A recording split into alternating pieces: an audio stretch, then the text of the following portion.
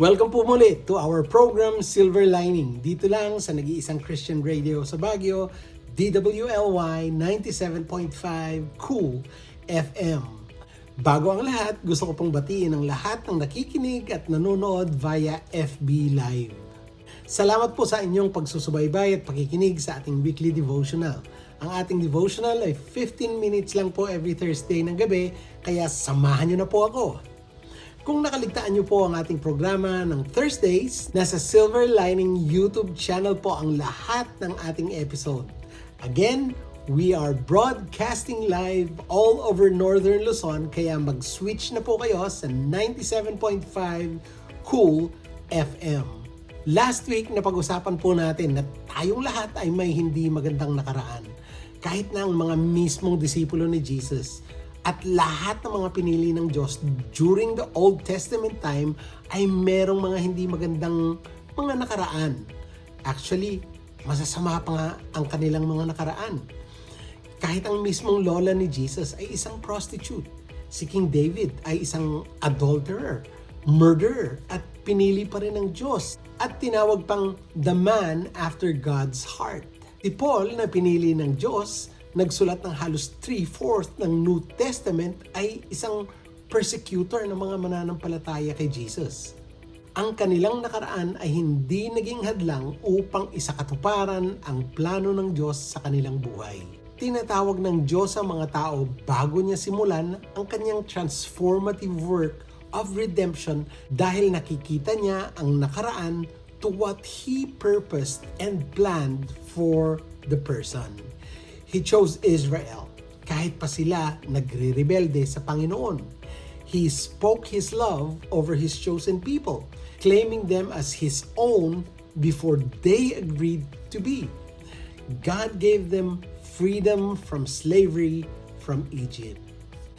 Lagi niyong tandaan, it is God's call, it is God's redemption and purpose that shape our true identity.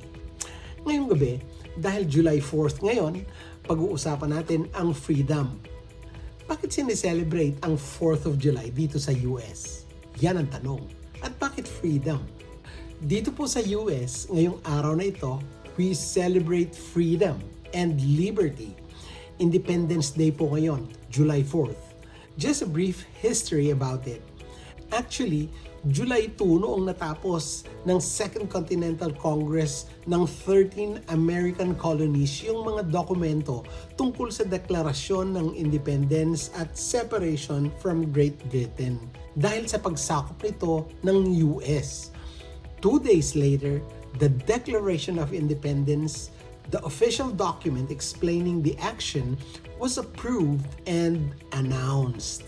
The declaration eventually started this great nation. Yung famous na opening lines doon sa pangalawang section nito ay nagsasabing, "We hold truth to be self-evident, that all men are created equal, that they are endowed by their Creator with certain unalienable rights, that among these are life, liberty, and pursuit of happiness." Yung word na liberty o kalayaan o freedom ay nagbibigay inspirasyon sa hope, freedom mismo, at opportunity. Ngunit kung tatanungin natin, ano ang pinapayagan ng kalayaang ito? Maraming freedoms ang nakasulat sa America's governing documents, kabilang ang konstitusyon at ang unang 10 amendments nito, ang Bill of Rights. Ngunit ang kalayaan para sa mga Amerikano ay hindi nangangahulugang free for all. Let me explain. Pinapayagan ka ba ng freedom of speech na sumigaw ng sunog sa isang sinihan? Maaaring ikaw ay maaresto kapag ginawa mo ito. Isa pang example, dahil ba sa hindi mo gusto ang itsura ng taong kasalubong mo, basta mo na lang itutulak ng ganun-ganun na lang habang naglalakad sa kalye? Hindi rin po ito kinukonsente. Ang kalayaan ay hindi nagbibigay sa iyo ng pahintulot na gawin ang anumang gusto mo. Ang kalayaan ay may kasamang responsibilidad na gamitin ito ng mabuti. Ito ay hindi naiiba para sa mga Kristiyano o mga mananampalataya. Sa 1 Corinthians 10, sinabi ni Paul, I have the right to do anything. You say, but not everything is beneficial. I have the right to do anything, but not everything is constructive. No one should seek their own good, but the good of others. Although Jesus gives freedom from sin and death, not everything we do with that freedom is a good decision. Alam niyo po, actions have consequences. Ang mga aksyon ay maaring makasakit ng iba. Kahit pa ang behavior ay hindi necessarily wrong. We need to be willing to refrain from flexing our freedom. If those actions hurt somebody around us, we are called to live selflessly, not selfishly. Freedom frees us to live for others instead of living just for ourselves. Kinikilala ni Pablo na bilang mga mananampalataya, meron tayong kalayaan kay Kristo. Gayunpaman, binibigyan din niya na hindi lahat ng aksyon ay kapaki-pakinabang o constructive. Ang kalayaan na hindi dapat gamitin bilang isang lisensya para sa makasarili o nakakapinsalang behavior. Now, this distinction encourages us na isaalang-alang ang epekto ng ating mga aksyon, hindi lamang sa ating sarili, kundi pati na rin sa ibang mga tao. True freedom involves exercising discernment and wisdom in our choices. Sinabi ni Paul, not everything is beneficial. Ito ay nagpapahiwatig na ang ilang mga aksyon, bagaman pinapayagan, ay maaring hindi mabuti para sa atin o sa iba. Ito ay isang tawag na hanapin kung ano ang tunay na mabuti at edifying. Sinabi rin doon sa ating verse, not everything is constructive. Ito ay higit na nagmumungkahi na ang ating mga aksyon ay dapat na patatagin at palakasin ang komunidad. Tinatawag tayo na maging maingat sa kung paano nakakaapekto ang ating pag-uugali sa espiritual at emosyonal na kapakanan ng iba.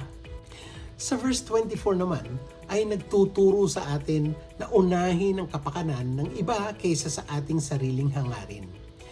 Sinasalimin nito ang turo ni Jesus na nakasulat sa Matthew 22 verse 39 na ibigin ang ating kapwa gaya ng ating sarili. Ang paghahanap ng ikabubuti ng iba requires selfless attitude and a heart of service. It challenges us to move beyond self-centered thinking and to embrace a lifestyle of compassion and generosity. Gusto niyo ba ng mga practical tips how to go with this? Narito ang ilang mga practical na aplikasyon para sa ating pang-araw-araw na buhay mula sa verse na ating binasa. Una, ay evaluate o suriin ang ating mga actions. Bago gumawa ng desisyon, isaalang-alang kung ang mga ito ay beneficial and constructive. Tanungin ang iyong sarili kung ang iyong aksyon will edify and build up others, o kung maaari silang magdulot ng pinsala o division. Pangalawa, mahirap ito pero ito ang sabi, prioritize others' well-being. Maghanap ng mga paraan upang paglingkuran at suportahan ang mga nasa paligid mo sa pamamagitan man ng small acts of kindness or significant sacrifices. Pangatlo, exercise discernment. Use your freedom wisely. Recognize that just because something is permissible does not mean it is the best choice.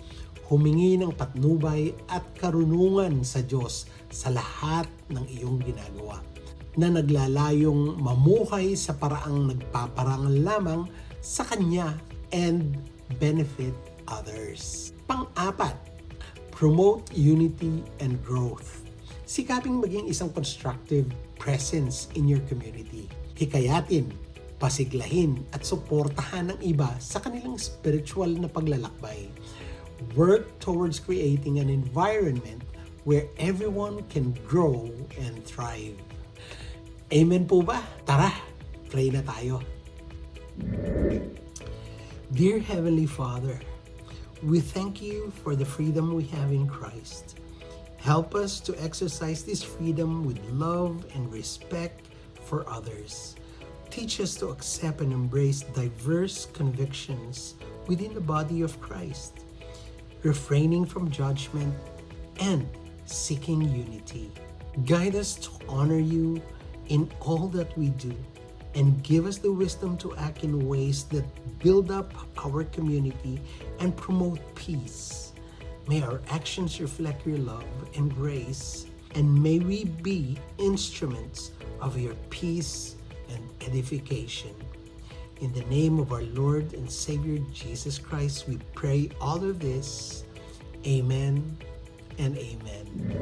Sana ay nakapagbigay po ang ating episode ngayon ng karunungan at kaliwanagan upang maging mas malinaw ang ating pangunawa at gabay ng direksyon ng ating paglalakbay sa buhay sa kasalukuyan. Abangan po ang ating mga bago pang mga episodes every Thursday. Kung meron po kayong prayer request or encouragement, i-private message nyo lang po ako. Kung gusto nyo pong i-like o i-share ang ating episode, nasa FB page po at mga social media accounts ng Cool FM. Salamat po muli. Ako po si Silver, sa pahintulot po ng ating Diyos na nagbibigay liwanag, karunungan at pangunawa. Nandito muli ako next week. Bye and God bless you all.